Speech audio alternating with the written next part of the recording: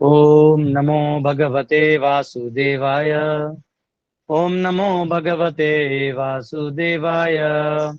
ओम नमो भगवते वासुदेवाय। नारायणं नमस्कृत्य नरं चैव नरोत्तमं देवीं सरस्वतीं व्यासं ततो जयं मुदीरयेत्। नष्टप्रायेषु भद्रेषु नित्यं भागवत सेवया भगवती उत्तम श्लोके भक्तिर्भवति नैष्टिकी। कृष्णाय वासुदेवाय देवकी नंदनाय च नंदगोपकुमाराय गोविंदाय नमो नमः। हरे कृष्णा कृष्णा कृष्णा हरे हरे, हरे राम राम राम हरे हरे। ओम अज्ञानतिमिरन्धस्य ज्ञानाञ्जनशलाकया चक्षुरुन्मिलितं येन तस्मै श्रीगुरुवे नमः। नमो विष्णुपदाय कृष्णप्रतिष्ठाय भूतले श्रीमते भक्तिवेदान्तस्वामिनिधे नमस्ते सरस्वती देवे गौरवाणी प्रचारणे विशेषज्ञादिपाश्चाद्यस्तारिणे। जय श्री कृष्ण चैतन्य प्रभु नित्यानंद श्री अद्वैत गदाधर शिवासदि गौर भक्तवृंद। हरे कृष्णा कृष्णा कृष्णा हरे हरे, हरे राम राम राम हरे हरे। तो हम सब ने देखा कि भीष्मदेव के जो अंतिम समय था, जहाँ पे वो अभी उत्तरायण का निमित्त लेके इस देह को छोड़ने वाले थे, तो उन्हें मिलने के लिए कितने बड़े बड़े हस्तियां, बड़े बड़े जो इतने पावरफुल हैं, इतने फेमस हैं, तीनों लोकों में जिनकी ख्याति है, ऐसे पर्सनालिटीज वहां आए हुए थे। वो इसलिए आए थे कि जैसे कल भी मैंने आपको कहा, क्लास अट्रैक्ट्स क्लास, कि वो सब बड़े बड़े ऋषि मुनि थे, पहुंचे हुए संत थे, और वो अंत अंत में भीष्म देव का दर्शन करके उनके मुख से, क्योंकि उनका भी भगवत प्रेम एकदम जो था, वो डूबे हुए थे भगवत प्रेम में। तो अंत अंत में व्यक्ति जो है 2 ही लाइन या 4 ही लाइन बताता है, परंतु वो सभी चीजों का सार होता है। तो सारग्राही सभी जो संत ऋषि हैं वहां आ गए थे और भीष्म देव के बोलने का इंतजार कर रहे थे। सुत गोस्वामी उनके बारे में, भीष्म के बारे में कुछ और बताते हैं। आइए हम सब आज के 9वें श्लोक में उसका अध्ययन करते हैं। तान् समेतान् महाभागान् उपलभ्य वसुत्तमः पूजायामास धर्मज्ञो देश काल विभागवेत्। तो यह कहा गया, Bhishma Dev who was the best amongst the 8 Vasus received and welcomed all the great and powerful rishis who were assembled there, for he knew perfectly all the religious principles according to time and place. तो जो भीष्मदेव थे, ये एक 8वें वसु थे और एक perfect प्रचारक थे। परफेक्ट प्रचारक का मतलब है कि उन्हें एग्जैक्टली मालूम था कि कब कौन सा एक्शन लेना चाहिए, कब क्या बोलना चाहिए, कब क्या नहीं बोलना चाहिए, इमोशंस का कैसे केयर करना चाहिए। तो ये 2 इंपॉर्टेंट पॉइंट्स इसमें सूत गोस्वामी उनके बारे में बता रहे हैं, और प्रभुपाद ने तात्पर्य में उन दोनों विषयों को एलॉबरेट किया है। तो पहला बात है कि उनको वसु कहा गया है, कि he is one of the 8 वसुस। तो इसका मतलब उनका प्रीवियस लाइफ का यहाँ पे टच आ गया। तो वसु का होते कौन है ये बता रहा हूं। तो जितने भी एनर्जीज है ना, तो इनके पीछे एक व्यक्ति होता है। ये सिस्टम आप समझ लीजिए, क्योंकि ये सिस्टम आपको ऐसे समझ में नहीं आएगा। जैसे हम लोग तो मॉडर्न साइंस में एलिमेंट्स पढ़ते हैं, हाइड्रोजन हीलियम, उसका कोई व्यक्ति नहीं होता ऊपर। लेकिन जो एनर्जीज भगवान ने बनाए हैं जीवात्मा को सस्टेन करने के लिए, उनके पीछे एक रिस्पॉन्सिबल पर्सन होता है। तो जो वसु है, ये एक्चुअली होते कौन है, मैं थोड़ा आपको वैसे पढ़ के एक बार सुनाता हूँ, फिर आपको बृहदारण्यक उपनिषद में उनका वर्णन आता है, वो हम पढ़ेंगे। तो 8 वसुओं के नाम बताता हूँ। धरा, पहला है धरा यानी पृथ्वी, अर्थ। दूसरा है ध्रुव, जो नक्षत्र को रिप्रेजेंट करता है, नक्षत्रों को, स्टार्स। सोम यानी चंद्रमा, मून। अह यानी अंतरिक्ष, स्पेस, जो स्पेस है, अंतरिक्ष है। अनिल, वायु यानी विंड। अनल, अग्नि यानी फायर। प्रत्युष, आदित्य यानी सूर्य, सन। प्रभास, जिसको द्योस भी कहते हैं, स्काई यानी सभी दिशाओं को मिला के जो बनेगा, और वो जो स्पेस ऑक्यूपाई होगा एयर के साथ, इसको स्काई कहते हैं। तो अब भीष्म कौन से वसु थे? तो भीष्म प्रभासक थे, स्काई। अब ये धरती पे आए कैसे? क्योंकि ये तो देवता हैं, तो ये आए कैसे, इनका एक स्टोरी है। और ये स्टोरी में जाने से पहले आप में से कई लोगों ने सुना होगा कि 33 कोटि देवी देवता होते हैं, बराबर। तो 33 कोटि होते हैं, मतलब 33 प्रकार के होते हैं कि 33 करोड़ होते हैं? चलिए कौन बताएगा, हाथ बस ऊपर करिए। कि 33 करोड़ यानी करोड़ होते हैं, कोटि यानी करोड़ भी होता है, और 33 प्रकार को भी कोटि स्कॉलर्स मानते हैं। तो 33 प्रकार होते हैं कि करोड़ होते हैं? गौरी प्रजापति टाइप कह रहे हैं, करोड़ होता है प्रभु। हाँ। नहीं नहीं, हाँ, एक मिनट एक मिनट एक मिनट, हाथ हाथ ऊपर करिए, अपना ये जो पंजा हाथ ऊपर करिए। यस, वरद जी। 33 करोड़ होते हैं प्रभु जी। 33 करोड़ होते हैं। भानु जी। हरे कृष्णा प्रभु जी। प्रभु टाइप होते हैं। टाइप होते हैं। राज करके जो है, नहीं नहीं, बीच में नहीं बोलना है, हाथ ऊपर करना है। उधर टाइप वाले हाथ वाला। 33 प्रकार राज हैं, आरे आरे जी वाले, यस। ठीक है, वेरी गुड। 33 करोड़ है, इनफैक्ट उससे भी ठीक ज्यादा है ठीक है, वेरी गुड। सानिका माता जी। हरे कृष्ण प्रभु, 33 प्रकार के अष्ट रुद्र में, 12 रुद्र, अष्ट वसु और ऐसे कुछ है। ओके, और किसी एसडी करके कोई है? एसडी। हरे कृष्ण आशा प्रभु। माता। अच्छा बोलिए, आप बोलिए। 33 प्रकार के होते हैं। प्रकार। आशा माता जी। 33 प्रकार प्रभु जी। आशा। कल्पना माता जी। ಅಷ್ಟು ವಸ್ತುಗಳು, ದ್ವಾದಶ ರುದ್ರಗಳು, 33 ಆಗಿರ್ತಾವ ಕೋಟಿಗಳು.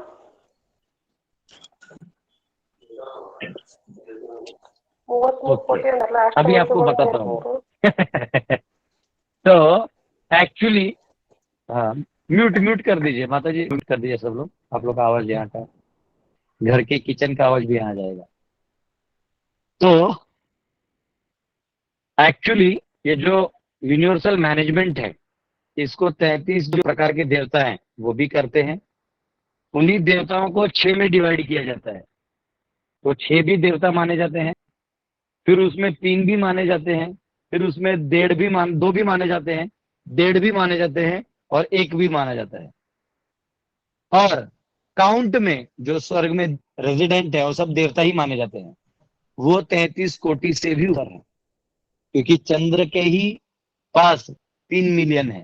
3 मिलियन कितना होता है? 30 लाख। चंद्र में ही वो रस पीने के लिए इतने लोग रहते हैं वहां पे। 333 मिलियन, मतलब 33,03,333, सब 3 3 3। तो वो दोनों एंगल से देखा जाता है, तो इसमें कोई गलती नहीं। अगर इतने हैं तो कोई बोले इतने कैसे, तो भाई है, इधर धरती पर 140 करोड़ जनता हो सकती है, वहां देवताओं में इतने क्यों नहीं होंगे? वहां समृद्ध है, और पुण्य पुण्य जो इन्होंने किया उनको मिलता है, तो ऐसा कोई दिक्कत नहीं है। ठीक है, तो इसमें आपको बृहदारण्यक उपनिषद आप कभी पढ़ सकते हैं, तो बहुत सुंदर इसमें दिया हुआ है, बहुत अच्छा दिया हुआ है। देखो यहाँ कहा गया है कि 33 देवताओं का विवरण, ये अध्याय 3, ब्राह्मण ब्राह्मण 9,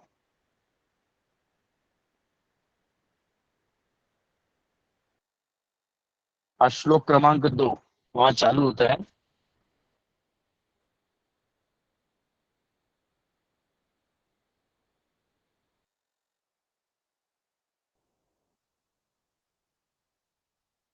ठीक है, तो उसके पहले जाए तो और भी देवताओं का श्लोक है बहुत बड़ा, वो पढ़ने में समझ जाएगा। स हुआ च महिमान एवैषामेते तय त्रयस्त्रिंशत्तैव देवा इति कथमे।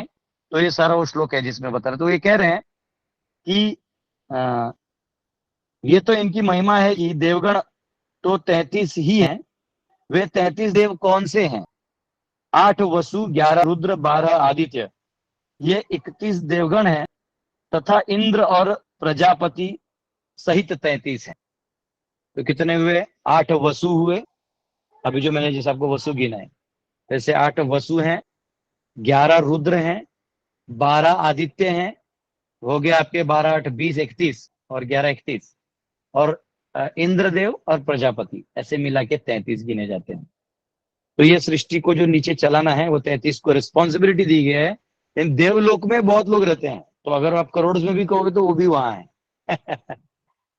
अब यही जब 6 में गिने जाते हैं, जब 33 को 6 में कैटेगराइज किया जाता है, तो कहते हैं अग्नि, वायु, पृथ्वी, अंतरिक्ष, आदित्य और द्युलोक, ऐसे 6 माने जाते हैं।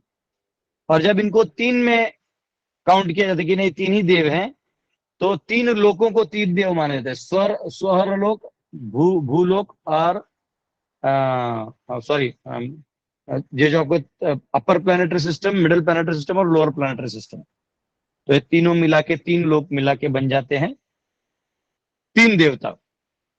अगर आपको 2 में डिवाइड करना है तो उन्हें डिवाइड किया जाता है अन्न और प्राण, अन्न का देवता और प्राण का देवता। और अगर 1.5 में डिवाइड करना है तो वायु को कहा जाता है, क्योंकि वायु बहता है और उसमें कुछ रिद्धिमता ऐसा कुछ कहा गया जो मुझे नहीं समझ में आया, तो उसको मिला के 1.5 गिना जाता है। और एक अगर कहा जाए देवता तो प्राण कहा गया है, त्यत यानी प्राण त्यागने से सब नष्ट हो जाता है। तो ऐसा 33 देवता, 6 3 2 1.5 1, ऐसा सिस्टम बृहदारण्यक उपनिषद में है। आपको कभी इसमें पढ़ना है तो आप आराम से पढ़ सकते हैं। इसमें सभी वसुओं के नाम दिए, कौन कहाँ कहाँ है, और आदित्यों के बारे में भी कहा गया है। रुद्र कौन है, तो हमारे 5 कर्मेंद्रिय, 5 ज्ञानेंद्रिय और एक मन, ये 11 को कंट्रोल करने वाले जो डीटीज हैं वो 11 रुद्र हैं। ठीक है, तो ये यहाँ पे कहा गया है। और आदित्य कौन से हैं, देखो आदित्य जो है यहाँ पे दिए गए हैं। आदित्य कौन है, तो ये जो 12 मास हैं, संवत्सर के जो 12 मास हैं, ये आदित्य हैं। हाँ, क्योंकि ये सबका आदान ग्रहण करते हुए चलते हैं, इसलिए आदित्य हैं। तो इस प्रकार दिया हुआ है, आप लोग ये पढ़ सकते हैं बृहदारण्यक उपनिषद। ये जस्ट आपको एक ग्लिम्स दिया, क्योंकि जब वसु की बात आती है तो, क्योंकि अभी ये वर्ड आ गया है तो इसलिए मैंने आपको बताया। तो अब एक बार क्या हुआ, आपको ये कथा मैंने पहले भी बताई थी, शांतनु महाराज और गंगा का जो विवाह हुआ, तो उसमें गंगा जी ने इसी कंडीशन पे विवाह स्वीकार किया कि वो चाहती थी कि एक्चुअली जो वो यही मैं आगे स्टोरी ले जाऊंगा। उन्होंने ये कहा कि मैं तुमसे विवाह करूंगी, पर मैं मेरे सभी बच्चों को जल में प्रवाहित कर दूंगी। ठीक है, मैं जल में प्रवाहित कर दूंगी, मेरे जल में, ताकि फिर लेकिन वो हमारे बीच में नहीं रहेंगे। तो राजा शांतनु बोले कोई दिक्कत नहीं। तो पहले 7 बच्चे जो थे उन्होंने प्रवाहित कर दिए। 8वां बच्चा जो था तो राष्ट्र में शांतनु महाराज से रहा नहीं गया, कि वो सोचने लगे नहीं ये तो मेरे बच्चे हैं, कुछ भी क्या है, ऐसा कैसे वो मांग सकते हैं मुझसे वचन। तो उन्होंने बहुत रिक्वेस्ट करके वो 8वें बच्चे को रख लिया, और वो भीष्म थे, गंगा पुत्र भीष्म। अब आगे का स्टोरी तो आपको मालूम है, उन्होंने अपने पिता को, सत्यवती से प्रेम हुआ, उनसे विवाह करवाने के लिए उन्होंने वचन दिया कि मैं गद्दी पे नहीं बैठूंगा। पहले उनका नाम देवव्रत था, तो ऊपर से आकाश से पुष्प गिराए गए, भीष्म भीष्म भीष्म, देवता लोगों ने उनके वचन को वो दिया। तो अब स्टोरी आती है महाभारत में कि वशिष्ठ मुनि जो थे, अब ये कैसे लगता है एक माँ बच्चा को जन्म देके अपने ही पानी में प्रवाहित कर दे रही है, दिखने में बड़ा वियर्ड दिखता है, लेकिन गंगा जी तो गंगा जी हैं, किसी का बुरा सोच ही नहीं सकती, वो सबका कल्याणकारी सोचती हैं। तो एक बार क्या हुआ, वशिष्ठ मुनि जो थे वो ऊपर मेरू के पर्वत पे रहते थे। कॉस्मोलॉजी तो मेरे सभी स्टूडेंट्स ने सुना ही है। तो कॉस्मोलॉजी में 84,000 योजन ऊपर और 32,000 योजन के डायमीटर वाले एरिया सर्कल में, तो पाई स्क्वायर करना पड़ेगा आपको। तो वो एरिया में ब्रह्मा जी इत्यादि रहते, तो वहां वशिष्ठ मुनि भी वहां के एक जंगल में रहते हैं। तो जब वो वहां रहते हैं तो वशिष्ठ मुनि वहां, उनके पास एक गाय थी जिसका नाम था नंदिनी, और वो गाय कामधेनु गाय थी। तो स्वर्ग में, क्योंकि मेरू का जो टॉप है वो स्वर्ग के लोकेशन में आता है, भूवर लोक के ऊपर आता है, हमारे भूतल से 100 योजन ऊपर यानी 1200 किलोमीटर ऊपर भूवर लोक है, जहाँ गंधर्व किन्नर ये सब रहते हैं, उनके ऊपर यानी 84,000 मतलब उसके ऊपर से स्वर्ग चालू हो जाता है। यहाँ से भूवर लोक तक का जो भाग है वो अंतरिक्ष माना गया है। तो वहां जो देवता रहते तो वशिष्ठ वहीं रह रहे थे। तो वशिष्ठ के पास नंदिनी थी, वो चल रही थी यहाँ वहां। और उसी समय ऐसा हुआ कि ये आठों वसु, जिनका मैंने अभी नाम लिया, तो ये वसु अपने अपने पत्नियों के साथ उस मेरू के उस जंगल के आसपास ऐसे ही घूमने गए थे, विहार करने गए थे। जनरली गृहस्थों को ऐसा घूमते रहना चाहिए, तो थोड़ा उसे घर का प्रेशर भी हल्का होते रहता है, और थोड़ा एक पति पत्नी को एक दूसरे के लिए समय मिलता है।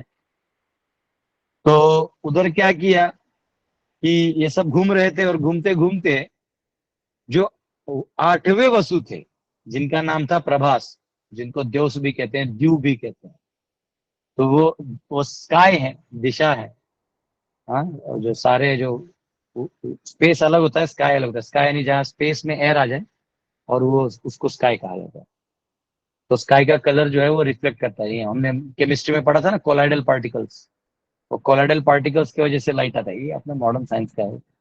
हम तो कहते हैं कि ये जो महाविष्णु का है उससे ब्लू होता है, ऐसे हमारे आचार्य कहते हैं, उनकी रिफ्लेक्शन से। तो यहाँ पे विश्वामित्र मुनि का जो नंदिनी गाय थी, ये कामधेनु थी जो इच्छा मांगो दे देती थी। तो इसकी पत्नी को, जो प्रभास थे, भले ये देवता थे, और वसु का मतलब है जो सब जगह परमिएटेड है। तो आप देखेंगे तो अंतरिक्ष, वायु, अग्नि, आदित्य, चंद्रमा, सब जगह इनका मतलब यही सब जगह है। तो जो 8वें वसु थे प्रभास, उन्होंने उनकी पत्नी ने डिमांड की है कि मुझे ये नंदिनी चाहिए। तो प्रभास ने समझाया कि देखो ये ऋषि मुनियों का है, हमें तो उनका सेवा करना चाहिए, ना कि उनका कोई चीज लेके जाना चाहिए। और वो ऋषि मुनि है तो वो देंगे नहीं, क्योंकि उन्हें दान में मिला है, वो उनको सेवा में रखेंगे। तो लेकिन माता जी ने इतना हट किया ना। जनरली वाइफ्स जो है ना, वो अपना काम हट से पूरा करवाती है, क्योंकि उनके लेक्चर से सामने वाले पे इफेक्ट नहीं होता है। वो कितना भी ज्ञान दे दे, पति मानता नहीं। तो इसलिए उनके पास एक ही रहता है, मुंह फुला लो ऐसा और हट कर लो, बस हो गया। बात करना बंद कर दो, लास्ट में वो आता है क्या हुआ क्या हुआ। तो ऐसे तो हर एक के पास अपनी शक्ति है। तो माता जी ने मुंह फुला लिया। अब प्रभास ने कहा ठीक है, ले आते हैं। तो बाकी जो 7 भाई थे, ये भी उसको चुराने में मदद किए। चुरा के लोग लेके चले गए, चुरा के ले गए। इसलिए कभी कभी अपने पास कोई अच्छा चीज हो ना, तो ज्यादा दिखाना भी नहीं चाहिए, नजर लग जाता है। लोग गिराने में लगते हैं, बना तो सकते नहीं, तो गिराने में लगते हैं। आप कोई भी अच्छा कंस्ट्रक्टिव काम करिए, तो लोग उतना बड़ा काम कर नहीं सकते, तो जलन के मारे मैं बर्बाद कर दूंगा ऐसी मेंटालिटी रखते हैं कि मेरा तो होगा नहीं, मैं उसे बर्बाद कर दूंगा। तो ऐसे डेंजरस लोग होते हैं सोसाइटी में, एनवियस स्नेक्स की तरह। तो इनसे बच के रहना चाहिए।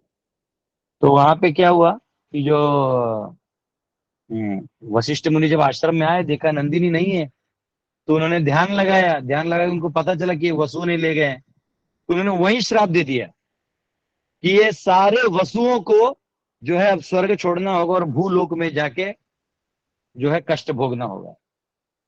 तो ये 7 वसु जो थे, जिनके पत्नियों ने एक्चुअल रिक्वेस्ट नहीं किया था, हालांकि उन्होंने 8वें वसु को, प्रभास को मदद किया था, उन्होंने इमीडिएट 8वें से 8वां आए नीचे, क्षमा याचना किया, बहुत क्षमा याचना किया, बहुत किया।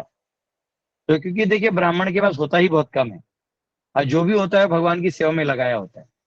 उसको आप ले लीजिएगा और उसको मतलब आप हीरो समझिएगा अपने आप को, तो कहीं ना कहीं वो फिर गुस्सा हो जाएंगे, श्राप दे देंगे। इसलिए ब्राह्मण का कोई भी चीज लेने से पहले 4 बार सोचना चाहिए।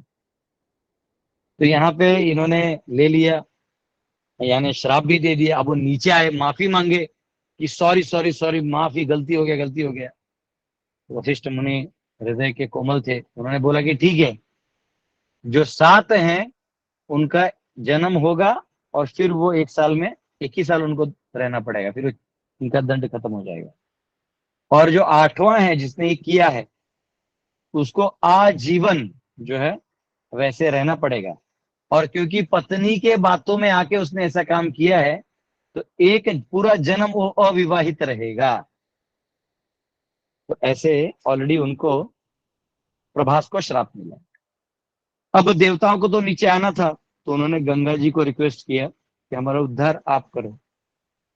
तो 7 को तो गंगा जी ने पवित्र करके वापिस स्वर्ग भेज दिया, लेकिन 8वां जो पुत्र था ये इसको नहीं भेज पाए, क्योंकि शांतनु जी ने उसे अपने पास रख लिया, बोले नहीं जाने दूंगा मैं।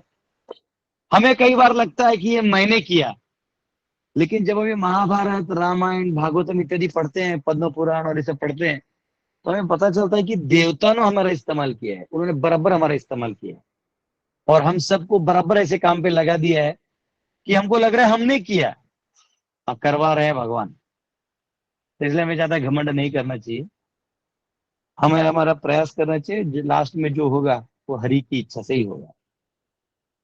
तो उधर क्या हुआ, अब जो भीष्म थे उनका जन्म हुआ, तो वो 8वें वसु थे।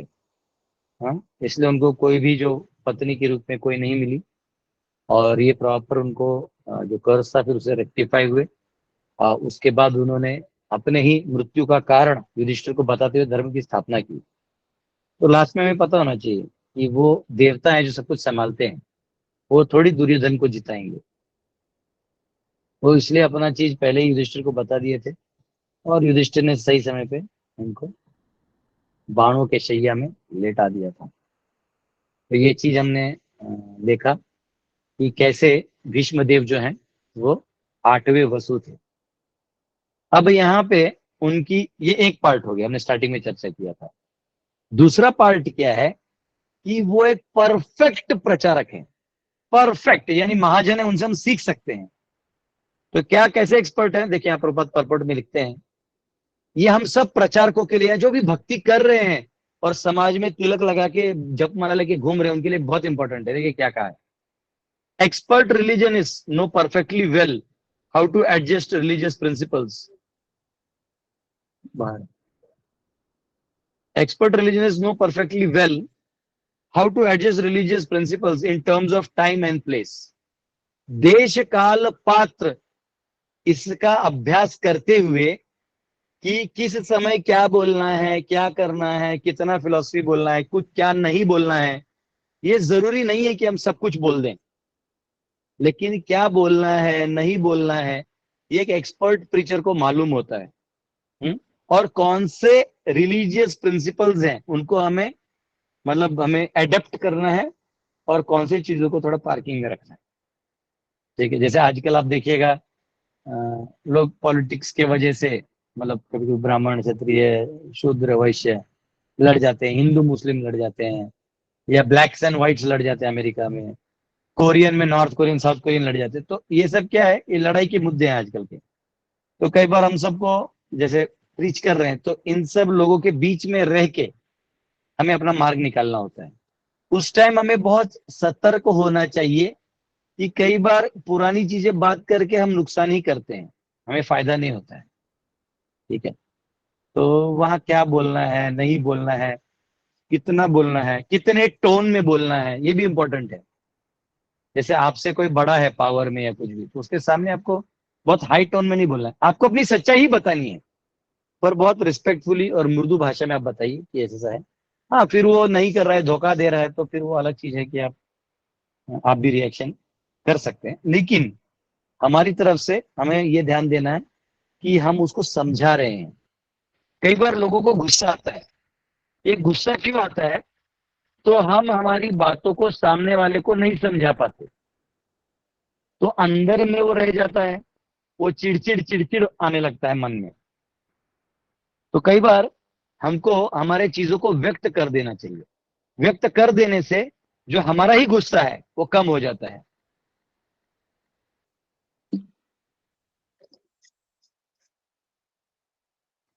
हरे कृष्णा। तो हम कभी कभी अपने आप को व्यक्त नहीं कर पाते, हम सोचते कि नहीं, हम अपने आप को बता देंगे ना तो सामने वाला मेरा मजाक उड़ाएगा, सामने वाला मेरा शोषण करेगा, जो अपने आप में भी एक पॉसिबिलिटी है, हो सकता है। लेकिन हमें हमारे चीजों को जब प्रचार करते हैं तो बहुत डिलीजेंट होना चाहिए, और कई बार नियम कानून को बहुत ज्यादा फॉलो करके मेन मुद्दे से नहीं भटकना चाहिए।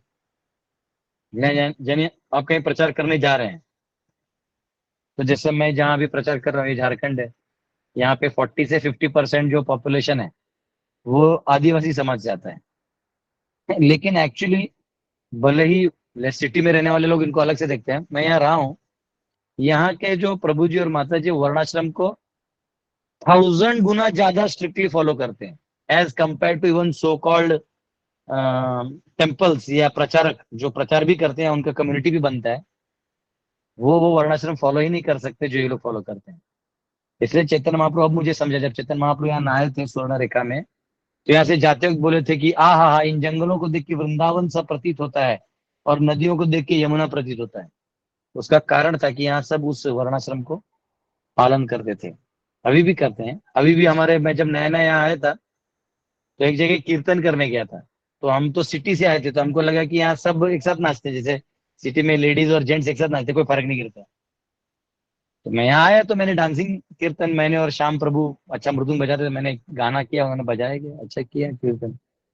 तो मैंने देखा कि वहाँ कोने में प्रभु जी लोग नाच रहे और माता जी लोग चुपचाप ऐसा खड़ा है। तो हम बोले अरे लेक्चर में तो बड़ा ताली बजा रहे थे सब, नाचने समय क्या हो गया?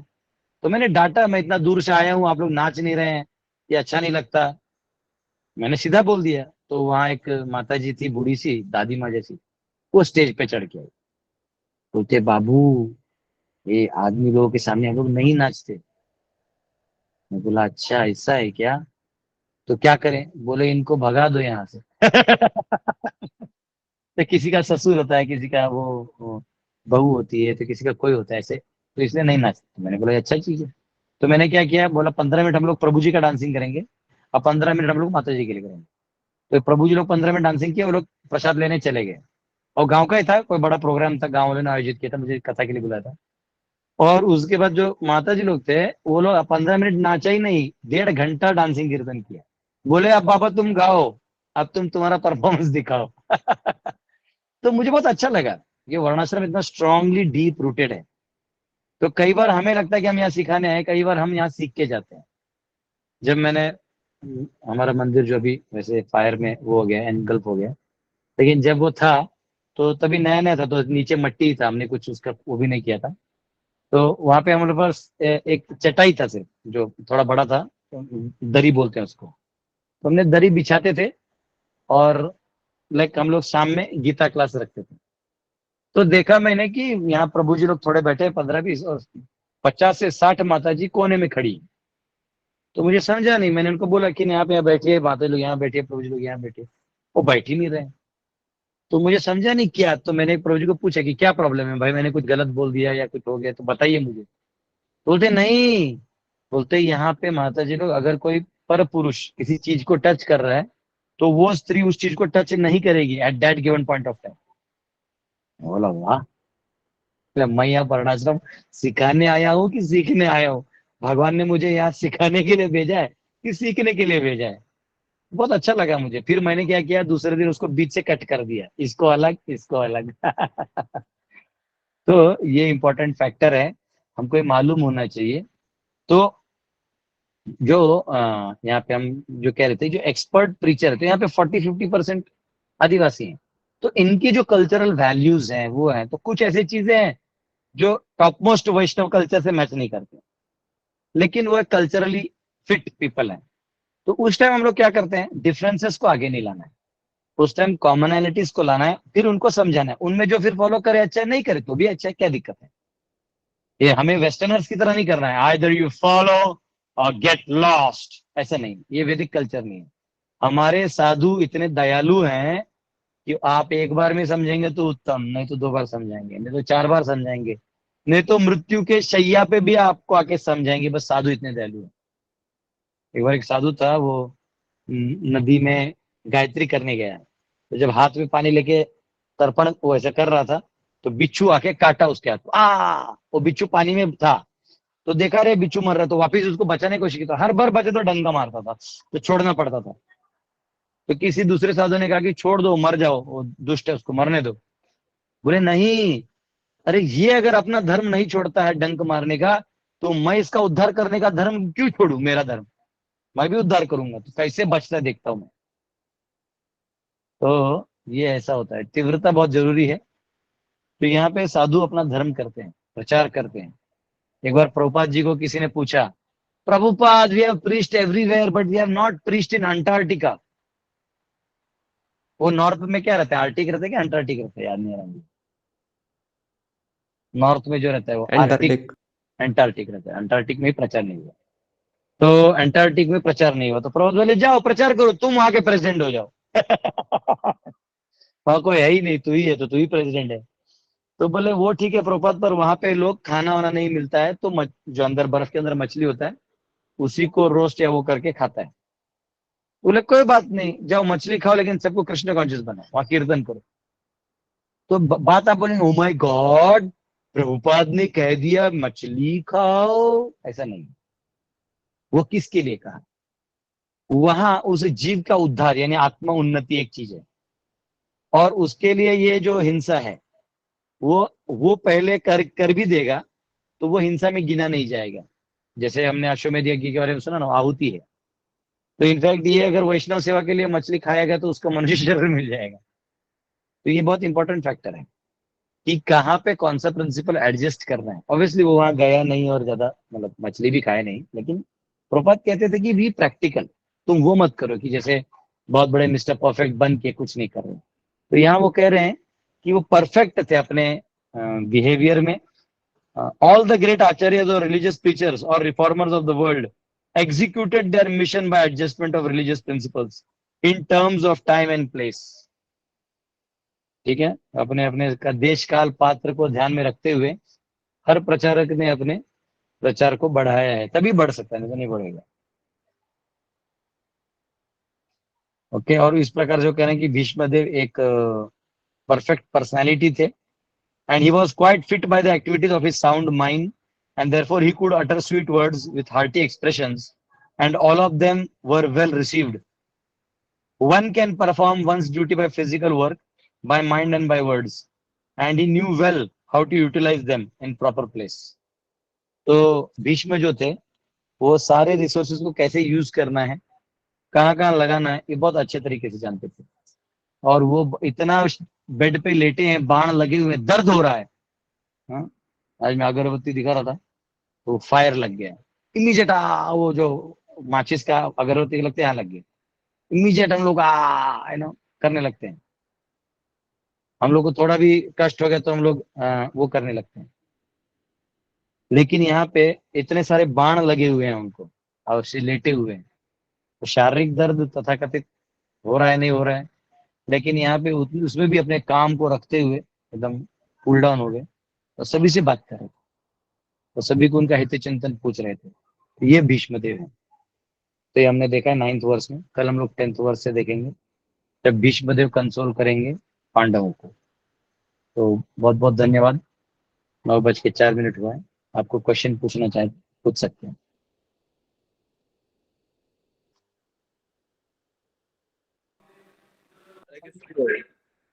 यस बोलिए, कोई एक बोलिए।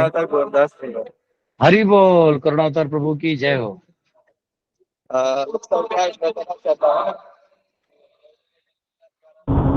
हरे कृष्ण प्रभु जी, दंडवत प्रणाम। आवाज आ रहा है? अभी आ रहे हैं।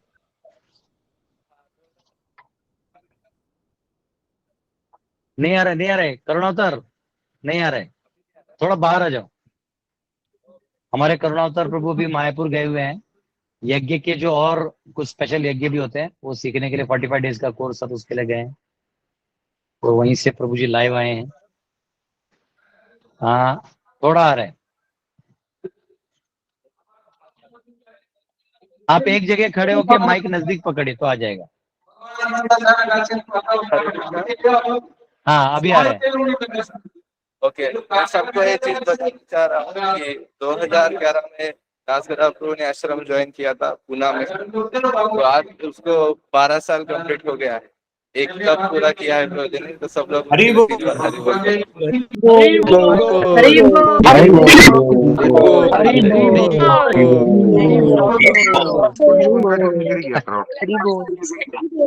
हरि मैं अभी मायापुर में हूँ, तो आपको सबको दर्शन कराता हूँ। बस 2 मिनट में तुरंत सबको दर्शन कराता हूँ। शुभ अवसर जय हो।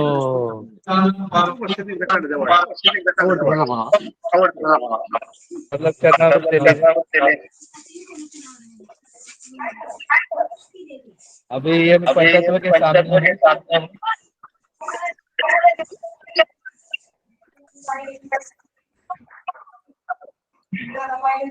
जय श्री कृष्ण चैतन्य प्रभु नित्यानंद श्री अद्वैत गदाधर शिवासदि गौर भक्तवृंद।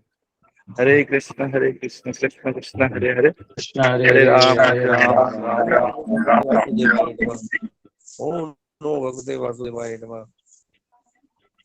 जय हो। जय श्री कृष्ण चैतन्य पंचतत्व की जय। श्री कृष्ण, जय श्री कृष्ण। प्रभु जी हम लोग को दिख नहीं रहा है। अलौकिक दिव्य करुणा दर्शन, अलौकिक करुणा अवतार प्रभु के उसमें देखिए ना। नारायण। मेरे को पिन करिए सचिव प्रभु, मेरे को ऊपर में पिन करिए। सब लोग अभिषेक तुम्हारा बंद करो, म्यूट करो अभिषेक। म्यूट कर ले बाकी लोग।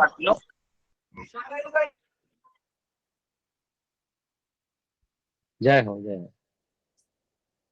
सबका चरण वाह दर्शन करिए। क्या हरि बोल, वाह। बैठे बैठे मायापुर पहुंच गए हम लोग। आप में से जो लोग नहीं गए हैं कृपया करके अपना शेड्यूल बनाइए, श्री मायापुर धाम का दर्शन करिए। मैं राधा माधव जी का दर्शन कराता हूँ।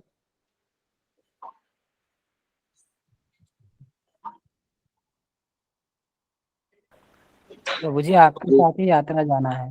हाँ वही चलेंगे प्रभु, चलेंगे। वो यात्रा निकाली है वही हम दिए। हाँ चलेंगे, ठीक है, प्लान बनाते हैं। अभी मई में चलेंगे सब लोग। ये देखिए राधा माधव जी की जय हो। जय हो। यहाँ आके प्रभु जी। हाँ दुर्गापुर होते हुए खाना खाते हुए। हाँ खाना खाते हुए। जय राधा माधव की जय। जय हो नरसिंह देव भगवान की जय। भगवान की जय। नरसिंहदेव भगवान की जय। जय हो। उग्रम वीरम महाविष्णुम ज्वलंतम सर्वतोमुखम नरसिंहम भीषणम भद्रम रुद्रम नमाम्यहम्। चला गया करुणा तरपू का वीडियो चला गया, मुझे नहीं दिख रहा। अंदर में रेंज नहीं है।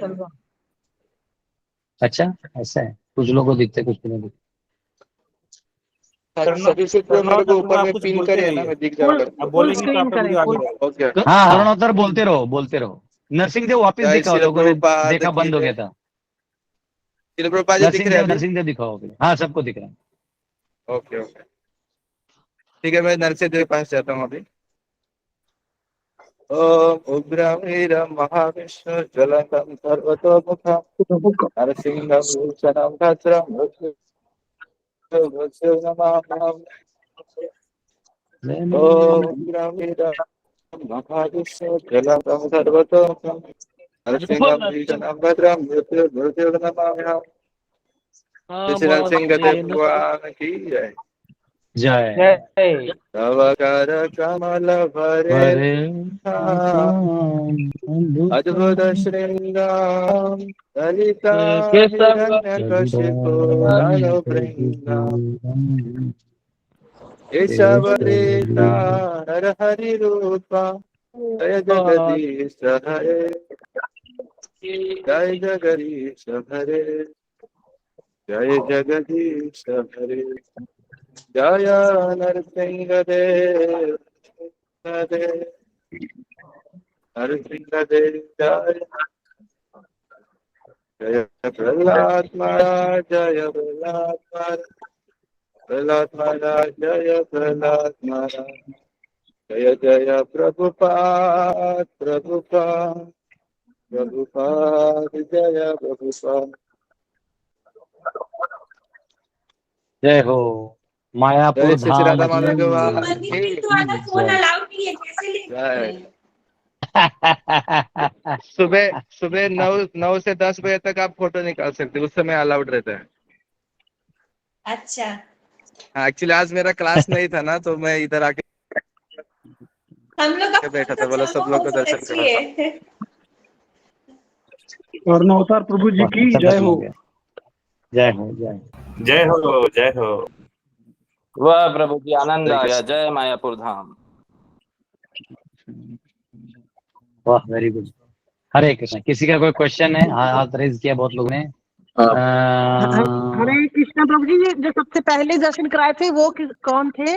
बाद में तो माधव थे, पहले कौन थे? पंचतत्व थे, पंचतत्व। चैतन्य महाप्रभु, नित्यानंद प्रभु, अद्वैताचार्य, श्रीवास ठाकुर, गदाधर पंडित, वो पंचतत्व हैं जो शायद मैंने अच्छा, चैतन्य जय श्री महाप्रभु के कृष्ण प्राकट्य के दिन चैतन्य बताया। प्रभु नित्यानंद श्री अद्वैत गदाधर श्रीवास आदि गौर भक्तवृंद। Yes yes yes yes. Krishna, Balaram, Mahavishnu, Radha Rani और नारद मुनि, उनके वो अवतार हैं। Very good. प्रभु प्रश्न पूछूं? अब पूछिए पूछिए। शायद से आपने दिया भी होगा और मेरे को कभी सुनने का मौका नहीं मिला। एक वो जो प्रश्न है कि 33 कोटि जो देवता है, तो 33 प्रकार के देवता, 33 कोटि, ये थोड़ा कंट्रोवर्शियल है, तो इसको कैसे देखना है हमने? देखो, कंट्रोवर्शियल कुछ होता नहीं, लोग बनाना चालू कर देते हैं। इतने अनादि काल से लोग ये बात कर रहे हैं तो कोई कुछ बोला नहीं।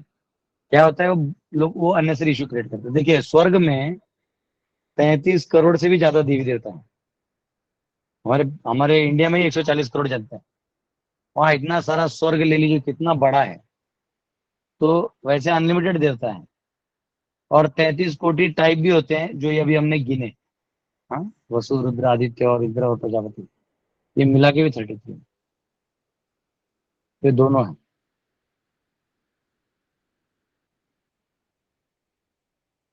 प्रभु जी, हमारे में भी कहीं बताते हैं ये प्लस करके ना 33 करोड़ देवी देवता को। अब वो हमें मतलब कुछ एडिशन बताते हैं कि इतना ये फिर 33 करोड़ बन गया। वो बहुत कुछ है, है 33 करोड़ है। अरे स्वर्ग में बहुत, मुझे बताओ ना, 33 से ज्यादा तो स्टार्स ही हैं। हर स्टार में आप एक एक देवता भी ले लोगे तो भी वो करोड़ों में चला जाएगा। अब बात समझ वैसा। यस, भानु जी। प्रभु जी हरे कृष्ण। प्रभु जी, ये पूछना है कि समाज में जैसे जो छोटे लोग हैं, अगर उनसे कोई गलती होती है तो टॉप मोस्ट सीनियर्स जो होते हैं वो प्रेशर दे करके या समाज का वो दे करके उनसे सब कुछ कहते हैं सही करिए। अगर कोई गलती हुई किसी छोटे से, वही समाज में अगर कोई सीनियर गलती कर रहा है या सीनियर सिटीजन जेन्युइनली गलती कर रहा है, तो उस समय समाज में कौन आके जवाबदेही देगा? तो उस मतलब कि उस छोटे जिसकी बड़े जिस सीनियर ने उस छोटे के लिए गलती की है, तो किस समाज में किसकी जवाबदेही होगी? ये जवाब चाहिए। जिस सीनियर के लिए जूनियर ने गलती की है, तो वो जूनियर की पहली गलती है कि वो ऐसे सीनियर के पास बैठा हुआ है। नहीं प्रभु जी, बाय डिफॉल्ट सीनियर ने गलती की है। हाँ, सीनियर ने गलती किया तो और जूनियर को भेज दिया क्या करने के लिए? देखिए, आप एक काम करिए, कोई आप एग्जांपल दे दीजिए तो ज्यादा क्लियर होगा। ऐसे तो ये कंपनी में लागू होते, भक्तों में लागू होते हैं। नहीं, जैसे सपोज दैट प्रभु जी, मान लीजिए कि मैंने आपको 100 रुपए दिए, आप सीनियर है जूनियर और है। आप, मैं जूनियर हूँ, मैंने हूँ। आपको दिया, आप सीनियर ठीक है, आपने मुझे सुना। ठीक है, आपने मुझसे 100 रुपए मांगे, मैंने आपको 100 रुपए दे दिए, क्योंकि मैं आपको जानता हूँ जेन्युइनली आप समाज के अच्छे आदमी हैं। मैंने आपको 100 रुपए दे दिया और आप मुझे अब लौटा नहीं रहे। ठीक है, एक कंडीशन ये हो गई। अब आप सीनियर है, मैं जूनियर हूँ, आपने मुझे 100 रुपए दिए और मैंने आपको टाइम से लौटा दिया या नहीं लौटा पा रहा हूँ, तो आपने समाज के और भी लोगों को ले करके मुझ पे दबाव डलवा के मुझसे आपने ले लिया। तो आपने तो अपना काम कर लिया, लेकिन मैं भी तो अपनी जगह सही हूँ ना। मैंने आपको जेन्युइन समझा और आप सीनियर हैं, तो हमारी कौन सुनेगा समाज में? मेरा क्वेश्चन ये है। तो नहीं, ऐसा होता है इसमें कि जैसे आपने कोई चीज दिया है ना, तो पहले तो भावुकता से या प्रेशर में नहीं देना होता है। उसमें बहुत तभी प्रेशर आता है, तो उसको आपको बहुत स्वीटली नो बोलते आना चाहिए। आपको स्वीटली नो बोलते आना चाहिए। ये बहुत इंपॉर्टेंट फैक्टर है। ये एक साइंस है जो आपको फॉलो करना पड़ेगा।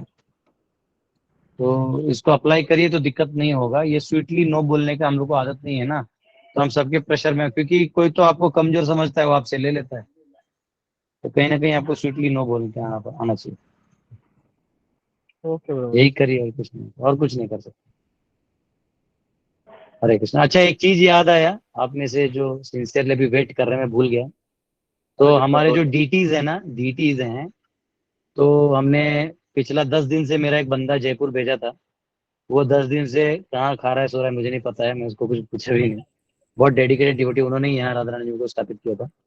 तो उन्होंने सारे मार्बल्स को स्टडी किया खदानों में जा जाके। तो जो बेस्ट मार्बल्स हैं उनमें से 2 टाइप्स होते हैं, तो उनमें से एक बेस्ट होते हैं वो बड़े बड़े लोग लेके जाते हैं, लेकिन इन्होंने स्वामीनारायण वालों से कांटेक्ट करके, हाँ मकराना वाला, तो कांटेक्ट करके उन्होंने बहुत हाथ पांव जोड़ के फिर उन्होंने वो मार्बल उनको देने के लिए एग्री किया। नहीं तो जो नॉर्मली मार्बल्स बाहर आते हैं वो अलग होते हैं। तो उन्होंने दिया और उन्होंने फिर जो डीटी कार्विंग है उससे बात किया, तो उसमें ऑलमोस्ट 4,80,000 का वो जो है प्रॉपर राधा और कृष्ण जो है वो वेरी जो जिस साइज के राधा रमन जी थे वैसे बना रहे हैं। तो एक्चुअली ये इस क्वेश्चन से याद आया, ये तो मैं भूल गया था। तो आप में से जो डीटीज के लिए एक्सक्लूसिवली कंट्रीब्यूट करना चाहते हैं तो कृपया करके मुझे मैसेज करिएगा। तो इसमें बड़ा अमाउंट है, आप जो भी इसमें योगदान करें वो हमारे लिए काफी मतलब, क्योंकि मतलब समझिए कि हमारे प्राण वायु हैं। जब से भगवान गए तो हम लोग अनाथ वाला वो फीलिंग हम लोग लेके घूम रहे हैं। तो we will be very grateful, आपका जो भी कंट्रीब्यूशन इसमें होगा दिल से आप कर सकते हैं, इसमें आपको कोई प्रेशर नहीं है कि सीनियर प्रेशर कर दिया। पर इसके क्वेश्चन से मुझे याद है कि अरे ये चीज बताना रह गया था। तो आप सब जो करना चाहते हैं तो मुझे मैसेज कर दीजिएगा तो मैं आपको बता दूंगा। तो कुछ अगर अमाउंट आप लोग देते तो बहुत अच्छा रहेगा, तो हम लोग ग्रेटफुली लॉर्ड को ला सकते हैं। ये आपका सेवा रहेगा, आपकी इसमें मैं किसी को ज्यादा जानता भी नहीं। आप लाइए, नहीं तो मैं तो उधारी पे ही ले आऊंगा लॉर्ड को मार्बल उठा के यही ले आऊंगा। तो ऐसा है, ठीक है, ये बताना था, मैं भूल गया था। तो हरे कृष्ण। ये सबको और कोई क्वेश्चन? हमारे तुषार जी को क्वेश्चन है, पूछिए प्रभु जी।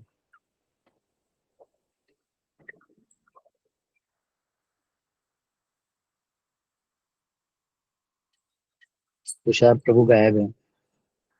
आरती माता जी ने हाथ ऊपर किया और विजय, आरती माता जी का विजय जी दोनों। हरे कृष्ण प्रभु जी।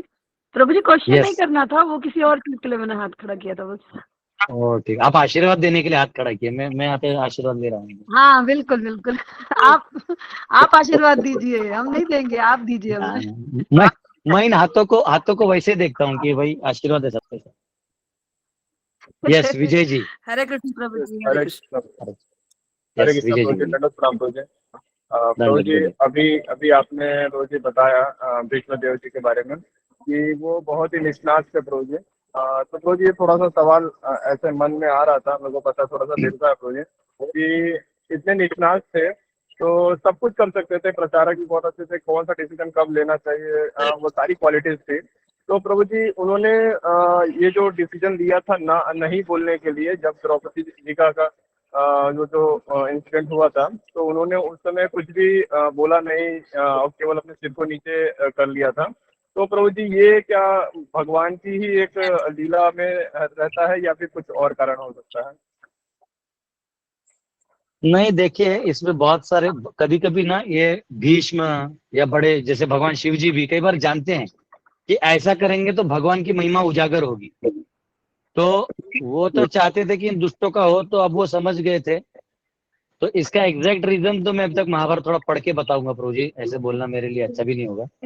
थोड़ा मैं सर्च करके बताता हूँ कि वो एग्जैक्टली प्रॉपर समझ के वो चुप बैठे थे कि या वो हस्तिनापुर का वचन दिए थे इसलिए चुप बैठे थे। तो थोड़ा मुझे मध्वाचार्य का जो तात्पर्य निर्णय है टीका को थोड़ा पढ़ के मुझे या किसी डिवोटी से पूछ के बताना है, ठीक है। अच्छा, अभी किसी ने पूछा मोड ऑफ पेमेंट है, तो आप ना मतलब अगर एटीजी चाहते हैं तो मेरे को मैसेज करिएगा, मैं आपको एटीजी नंबर भेज दूंगा। और नहीं तो मेरा जो नंबर है 8808423269, इस पे आप जीपे कर सकते हैं, जीपे, फोन पे, पेटीएम। कहीं से कैश उठाना है तो बोलिए, मैं वहां भी आ जाऊंगा अभी हम लोग हमारे डीटीज को लाने के लिए इस बार फर्स्ट टाइम हमारा पूरे जितने कोर टीम है, मैं, स्तोक कृष्ण प्रभु, सुबल, करुणावतार प्रभु, भद्रंग प्रभु, कुरुश्रेष्ठ प्रभु, सचिसूत प्रभु, विजय प्रभु, हमारे जितने प्रभु जी हैं सब लोग, अभी मंगल गोप्रभु जिनका नाम मैं नहीं भी ले रहा हूँ, सब लोग, हम लोगों ने प्राण लगा दिए हैं कि भगवान को राजा की तरह खड़ा करेंगे, चाहे हमको दफन होना पड़े 100 फीट नीचे। तो भगवान को राजा की तरह ही खड़ा करेंगे।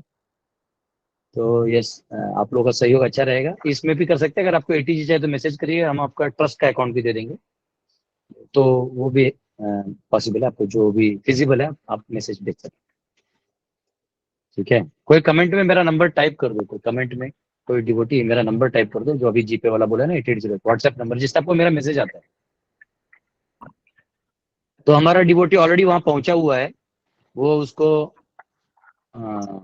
आज सुबह से मैं कुछ ट्राई कर रहा हूँ भेजने का, एडवांस में कुछ दे देंगे तो फिर हमको वो डिटेल्स जो हैं वो 3 मंथ्स में मिल जाएंगे। हम लोग बलराम जयंती को उनको इनॉग्रेशन करना चाहते हैं, इंस्टॉल करना चाहते हैं, जैसा हमारा शेड्यूल है।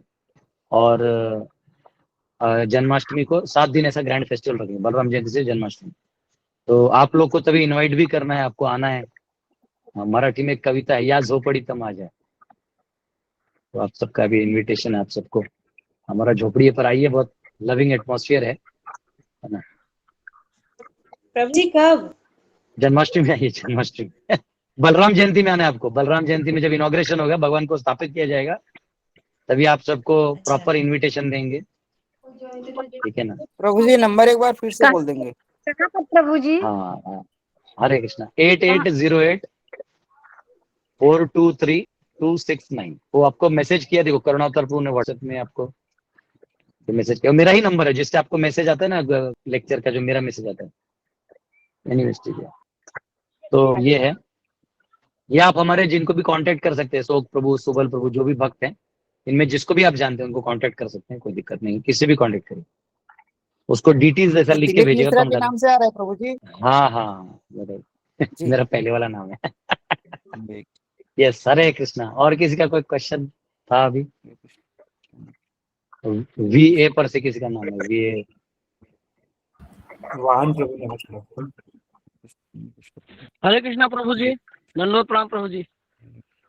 यस सेम अभी प्रभु जी पूछे ना, सेम यही प्रश्न हमारे 3 दिन से हमारे मन में चल रहा था।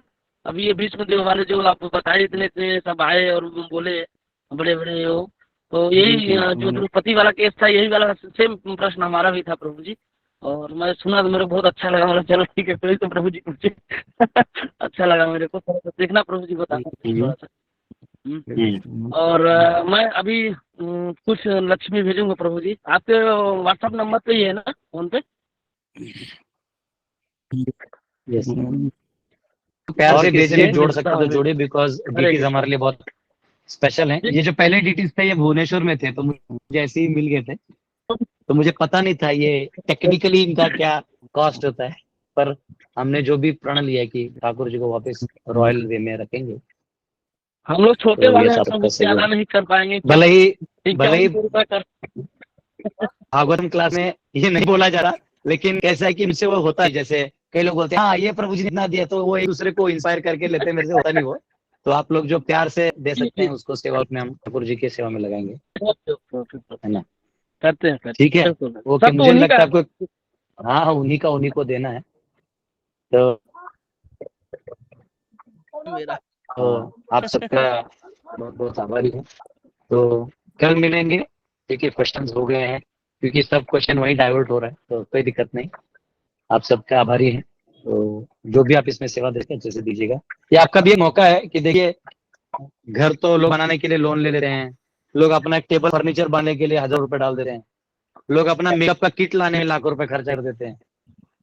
भगवान में डालेंगे इटर्नल सेवा है, और डायरेक्ट इटीज के लिए जा रहा है, तो वो तो ज्यादा ही मतलब हरी बोल, हरी बोल, बहुत अच्छा। थैंक यू, ऐसा सेवा करने का मौका। हरी बोल, हरे ठीक है। जय श्री प्रभुपाद की जय, राधा रमन जी की जय, हरे जय गौतम।